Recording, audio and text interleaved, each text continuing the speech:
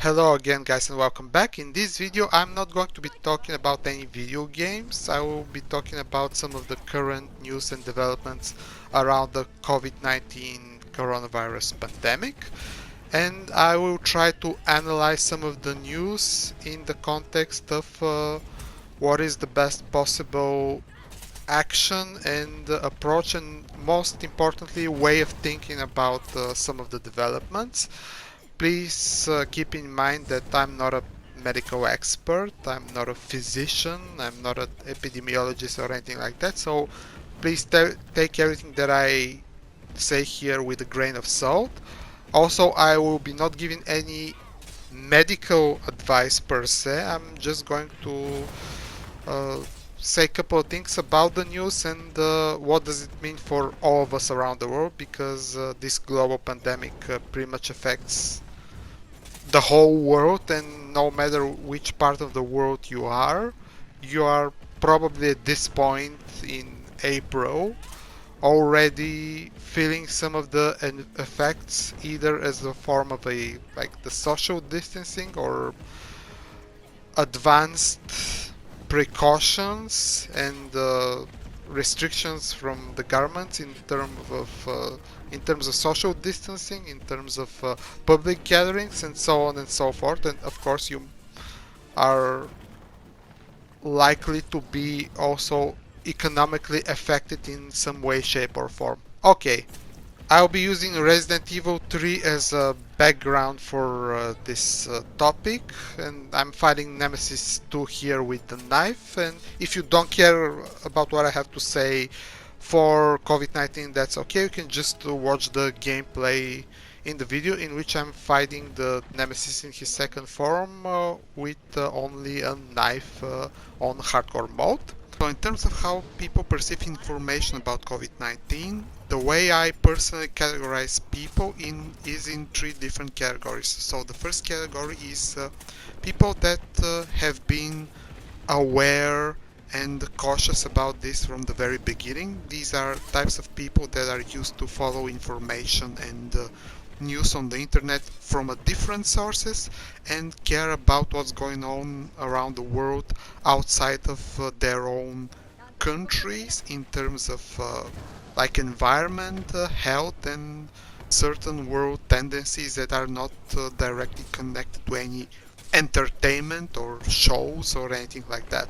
So these people have probably been concerned from the very beginning, are strictly following the social distancing and physical distancing guidelines, and genuinely approve of the steps that are taken by various governments, and believe that there is a big responsibility on the people themselves to protect themselves as well as their relatives and other by staying away from other people and just taking necessary precautions. Okay, so the second category are people that came on board a little bit later, so they probably were skeptical in the beginning or didn't even care about what happened initially in Wuhan and how unbelievably quickly things escalated from there. These are also types of people that play the blame game to some extent, but not to the extreme extent, unlike the third category, in which I'm going to talk about in a second. So these people, unlike the first category, are very much concerned about what's happening to the global economy to a large extent. So these are also probably types of people that cannot work from home. They have these blue collar jobs or jobs that are just in their nature not suited to be worked from home, and they are concerned about the well-being, their financial well-being, and kind of want these extreme measures to be taken off as soon as possible. And to some extent, this category of people do not agree with some of the measures taken by governments around the world, probably by their own government as well. But still, although they're critical to some of the measures, and in some cases they do not take the advices of medical experts that seriously, they still agree that the threat is real, and the threat is something that you should take seriously and take the necessary precautions. Okay, now the third category of people are people that are just, they are not, they are beyond reach in terms of arguments and medical opinion and advices that you can give to them or anyone can give to them.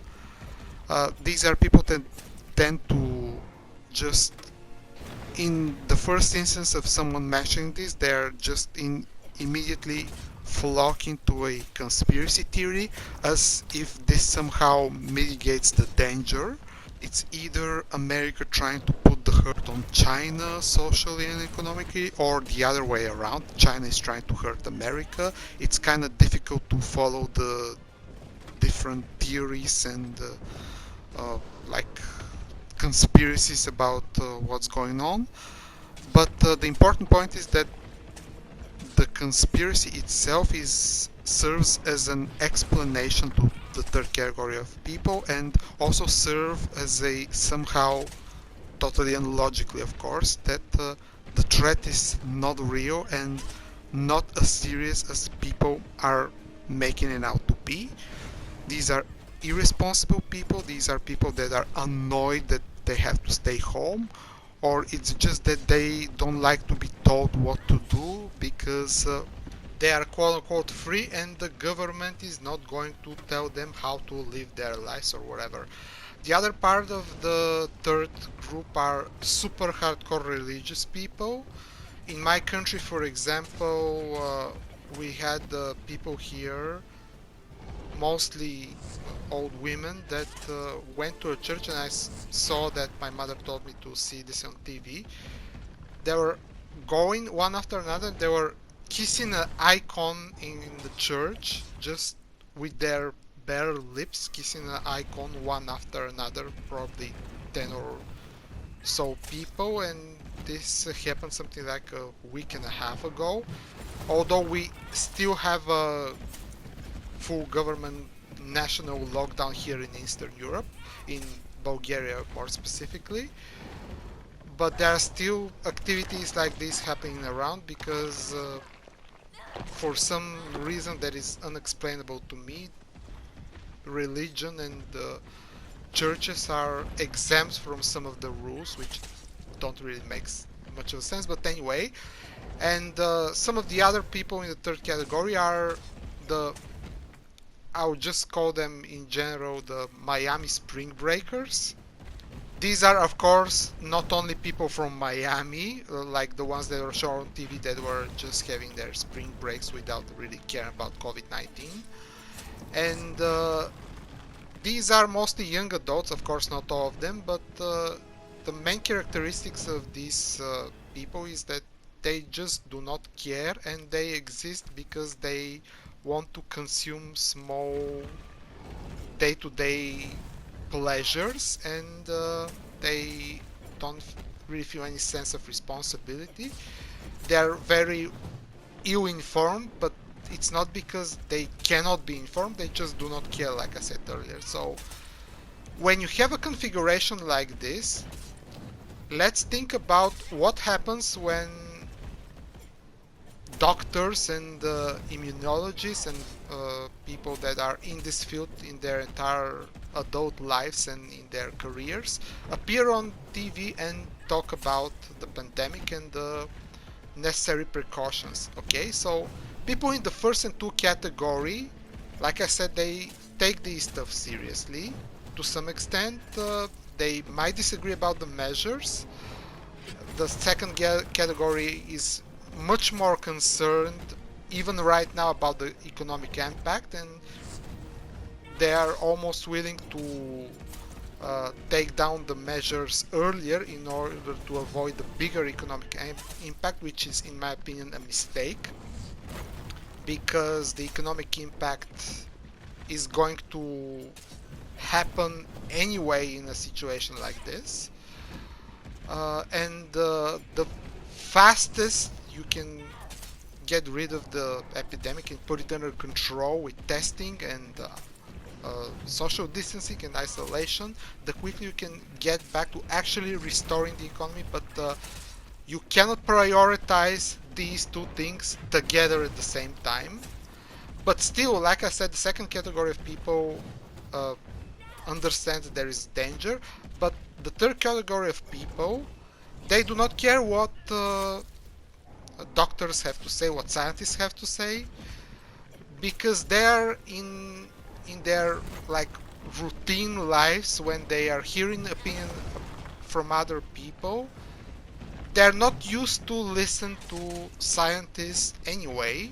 You cannot really get through them with a normal conversation either. So the only way that they can listen is if they have something like a high-level politician or a high-level celebrity to either talk and address them, or in the unfortunate case of Boris Johnson, to contract the virus themselves. So here I'm going to arrive to the super central main point of the video.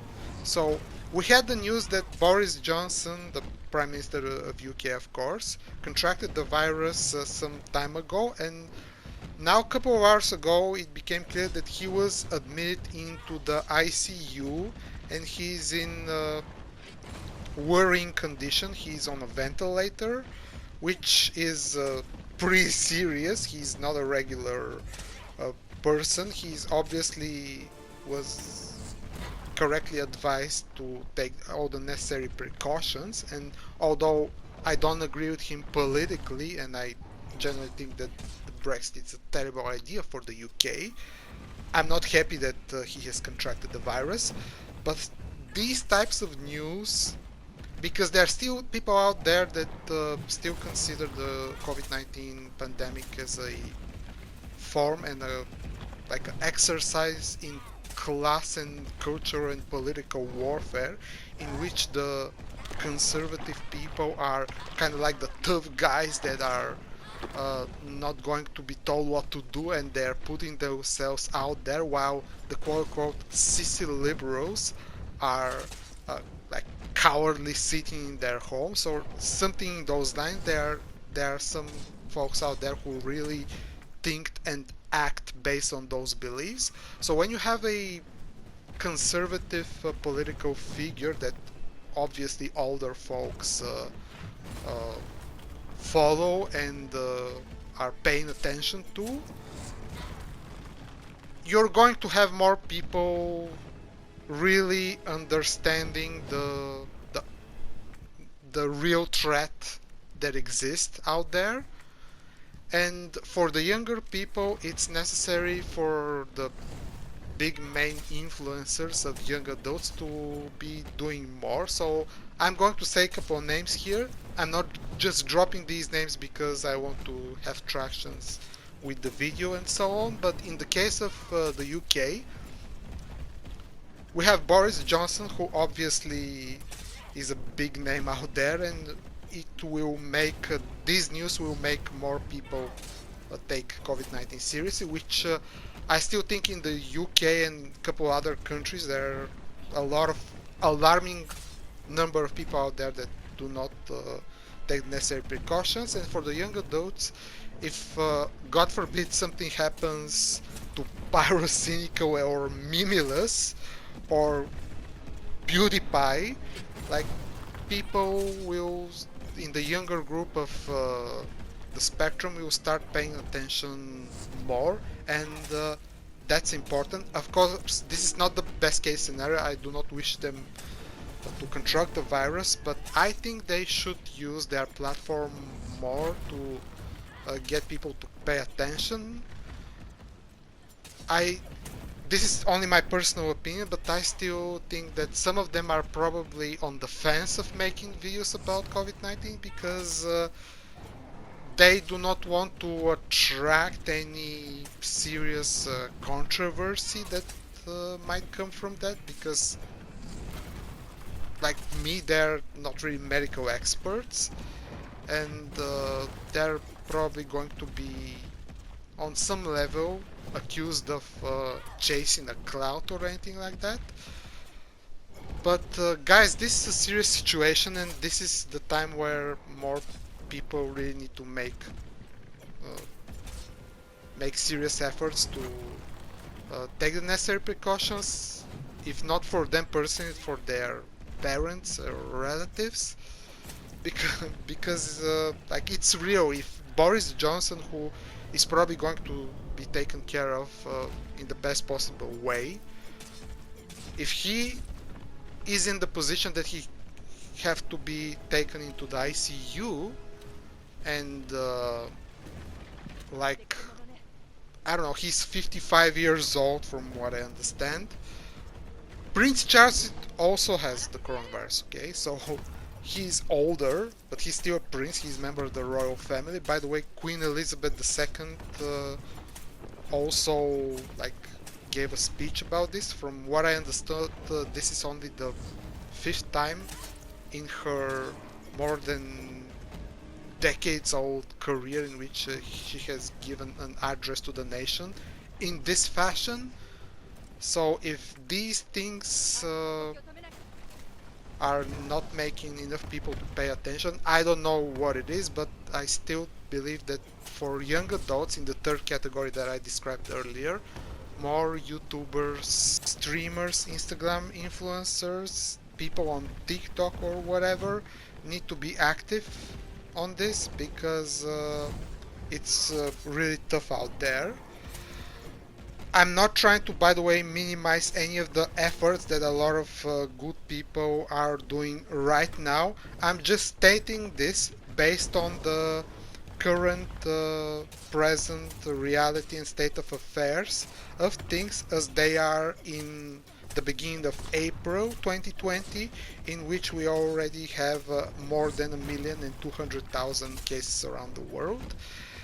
There clearly need to be, based on just this information alone, that clearly needs to be more um, efforts in various fields out there in order to raise awareness even more, because even at this point there are still a lot of people out there that are not taking what's going on too seriously, and like I said earlier many times, they're a danger to themselves and to the others. And to just put in here one more point, it seems like the fines and the restrictions are not enough for a lot of people to be put in a position that just threatening them with the financial repercussions doesn't seem to be very effective. So yeah, in essence, only doctors and politicians talking about it is not enough. There need to be more people in the younger adult influencer category that need to make more efforts in order for this to for the right information to be shared and communicated, because like it's clear from the case of with Boris Johnson, COVID-19 doesn't respect boundaries and social class and ideology.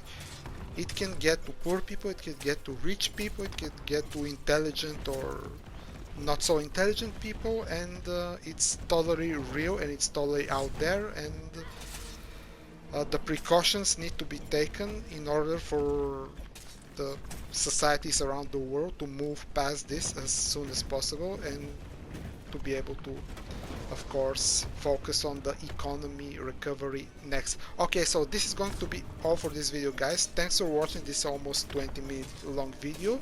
I'm going to be making more videos about COVID-19 on topics that I think are not that much discussed, widely speaking. So I hope I can start a discussion with you also. So please tell me what you think about the current situations and what is the position of influencers and YouTubers and streamers compared to doctors and politicians, and how do you think that different people perceive information from different sources out there. Thanks for watching, guys, and I will see you in the next video. Bye!